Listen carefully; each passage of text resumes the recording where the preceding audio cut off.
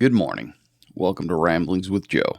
I'm going to put the news aside today and I'm going to move right into something that I've been struggling with. Maybe struggling is the wrong word. Initially I was struggling with it, but eventually it became a sort of intellectual / spiritual endeavor. I have a buddy at work and we talk quite a bit on the phone because, sometimes there's a lot of space in between stops where we're just driving around, and he's a pretty good guy. I like him a lot. Anyway, we talk about everything. We'll go from childhood TV shows all the way to the bigger meaning of life. You know, when you have someone that you talk to a lot, you tend to hit a lot of the different topics in life. I've had other friends like this. One of them I lost along the way. We got into a huge argument and things happen. I'm very, very careful with my friendships, and I treasure them. I think they're incredibly important. But this guy, he said something to me. We were talking about spirituality and kind of the creator and where we're at. And one of my podcasts led him to a discussion with me. And he said, what if, I think this is what he believes, which I respect. As I've said before, here in the Church of I Don't Know, we try and respect everybody's beliefs. But he said, what if this is it? What if when you die, that's it? That's curtains. That's the end. Yeah. I said, that kind of sounds like atheist. He said, no, what if the Creator, God, gave us this gift, this life, and that's it? This is it. What if there is a Creator, but this is the only life we get? And I was kind of flummoxed, kind of stunned. I'm sure that this isn't, the first time someone's thought something like this. It was the first time that I've thought about it. It was kind of mind-wrenching to me. So a lot of the religions in the world go at belief and spirituality with the end result being a reward, access to heaven, the pearly gates, city of gold, etc.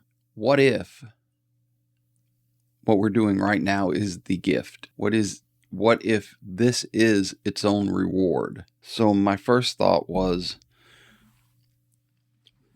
this is going to lead to hedonism. If this is all we have, then we have to get the most out of it that we can, out of this physical life. And there are going to be people who will turn specifically to that lifestyle, that hedonistic lifestyle. But I still, after getting past the shock of having that, idea kind of thrust upon me, once I got beyond that original oh my moment, and I went a little bit deeper, I think that the hedonists would still be in the minority. I don't believe that the majority of human beings would turn to a hedonistic lifestyle, to sins of the flesh, for lack of a better term. Because I think there's something in us that is embedded in us at creation, at conception, however you'd like to put it, that lets us know right from wrong when we're doing something that is not right. There's something in us that says, hey, you're not supposed to do that. This is not a good thing to do. Some of you will say that this is not God's will, that this is against God. I'm okay with that. I'm okay with that statement. I'm also okay with it's just wrong. It's evil. If this is all we have, I think that the majority of the people here in this realm, I think that they would still be good people. We're at a strange time in humanity's history right now. There are people who are 100% dead set against any religious belief, whether it is Islam, Christianity, Judaism, Wicca, you name it. They're all 100% this is not real. this is all just something made up to control people. Some of them believe that this is something that we have to outgrow. And then there's some people who are just following their faith. 100% trying to be the best Islamist, Christian, Jewish people, Wicca, whatever. But the idea that God gave us a soul seems to run throughout all those religions, an eternal soul. And when my buddy said this to me, it kind of flipped everything around in my head a little bit. I like to do thought experiments, especially when I'm driving around. Okay, so this is the only gift we're given, and there is no punishment or reward. It's just this. And the more I thought about it, the more it kind of falls into line with the atheist point of view. So I once had an atheist tell me that the reason religion had to be predominant throughout the world was because we needed the leadership to keep us moral and growing. That the idea that we could grow without some kind of, what is the word? Manipulative force, as he believed religion is, was just a mechanism to control us. So that was the path he had chosen, and I didn't argue with him. It was obvious to me that he was looking for an argument, and he was much older than I was. So I let it lay. I just kind of placated the conversation and let him go about his business. I didn't agree with him, but I didn't disagree with him either. But I don't think it was right. I think that there are a lot of people that have an emotional attachment to their family members, and they want the best for their family members. And I think that these people that don't have a well-grounded spirituality, they still do the right thing for their families. And they don't participate in that hedonism that the world in general kind of looks down upon. And I think if the Creator gave us just this life as a gift, I think we still end up there. I think that we have been endowed by our Creator to know right from wrong. And it's the people who find a way to convince themselves that there is no right and wrong. I think those are the people that society tends to have a problem with. It never occurred to me to think that the end of this life, well, I mean, obviously when I was an atheist I did, but once I had found a faith, a spirituality, it never occurred to me to think that this was it, that this realm that we're in, once we depart it, that's it, we're done. Just a lot of atheists like to say that after you die, there's darkness. Well, no, darkness is a thing. There's just a cease, end. There's nothing. There's not darkness. This feels like a hybrid belief system to me. Kind of half atheist, and the other half is spiritual. I don't know. That's my church, the Church of I don't know. I'm not sure where to fall in this particular line of thought. I think the soul is that thing within us that guides us down the path of right and wrong. And I think that my buddy's contention is that maybe the soul ceased to exist when we cease to exist. I don't know. Maybe that's the spark that God gives us to make us know right from wrong. This was kind of it could be a faith-shattering thing to endeavor down this line of thinking. I'm strong enough in my faith where I don't have that problem. I also am reasonable enough in my faith to say, could this be true? And I still don't know. There's this point of maturity that we each must reach, that we each must attain as we grow older.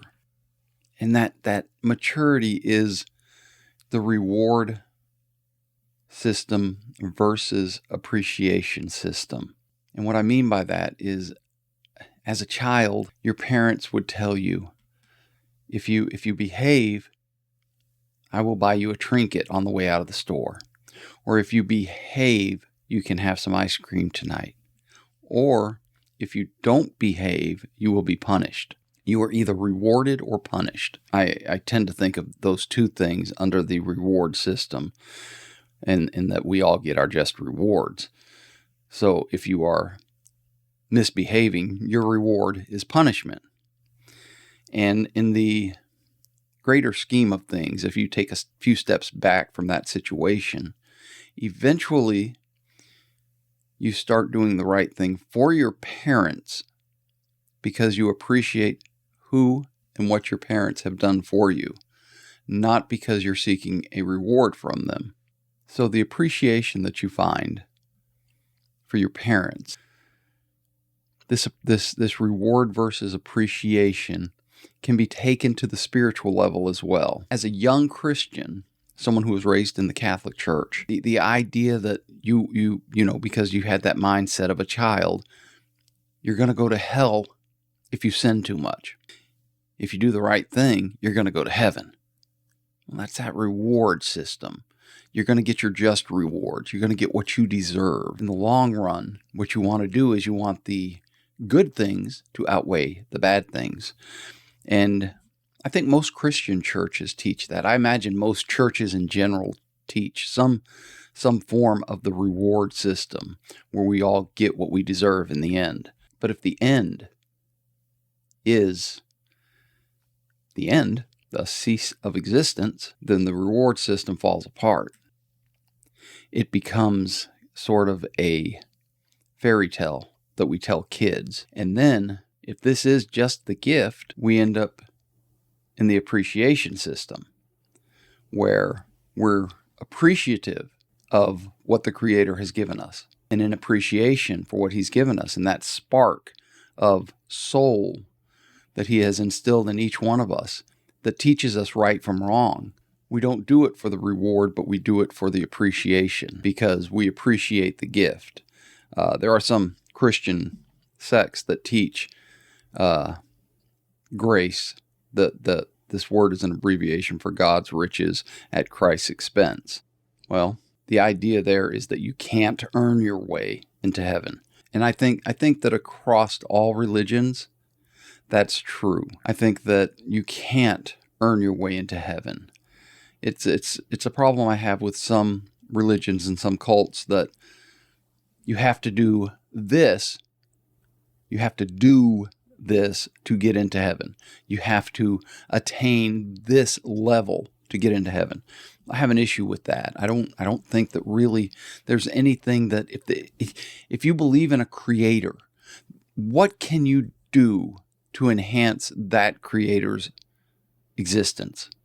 And the answer is, if he's an omnipresent creator, then there's nothing you can do to enhance it, because the existence of the creator would, in essence, mean you're recognizing that this is an all-powerful, omnipresent, omniscient being. What can you do for that? Nothing. So eventually, no matter what your religious background, you have to come to the maturity level of appreciation. You've been given a gift. It is a gift. It is given. It is not sold to you. That's kind of the point. It's a gift. There's nothing you can do in exchange for that gift, because you don't have that kind of power. If you're going to be spiritual at all, eventually you have to reach that level of appreciation. And when you hit that level of appreciation, you can hit a new level of worship, because you have let go of the thought that you're going to earn anything from a creator, from the creator. There's nothing that you can earn from God, because He's all powerful. So the real question here isn't, the real question becomes, I struggle with these deeper concepts. The real question here is not whether this life ends at death, but it becomes, how are you showing appreciation for the gift that you were given? So I still am on the same path. So even if this life is it, this is all we get. After this, poof, gone. Cease to exist. Not darkness, because darkness is a thing. Just finite. Finished. I still have an appreciation for the gift. I still want to worship the Creator as a gesture of appreciation for what I have been given. So when it comes right down to it, this is it. But there is a Creator. It absolutely changed nothing in my heart and soul. I landed right back here in this same spot where I'm going to continue to try and do the right thing. If you go a little deeper with that statement, God's will. And I'm going to try and continue to grow in the gift that He has given me. Do I think there's an afterlife? I tend to think there's an afterlife. I think that if God gave the spark of life to all of us, that spark of life will probably burn forever. An eternal being, an eternal Creator that gives the spark of life, in my opinion, has given a gift that will burn and will be a spark of life for eternity. Personal belief there. So I'm right back where I started, which is often the case in the church of I don't know. You go down a lot of roads and you end up right back on the path. You're in the woods and you're watching all these other beliefs and you end up right back here at the church of I don't know. And that's okay with me. And your church is okay with me as long as you aren't hurting anybody. Do your thing. Take your path. I hope that it's the right path for you. I think that's the real test in life. Are we going on the right path for ourselves? Are we being good people? Are we not being hedonistic? Are we enjoying our lives to the best of our ability while enhancing other people's lives, while giving thanks for the gift that we are given? I think that's the real test. I really do. And I think I'm going to go downstairs and finish my cup of coffee. I hope you guys have a great day. I hope you go out there and you find peace, love, and dream. Until next time, see you around.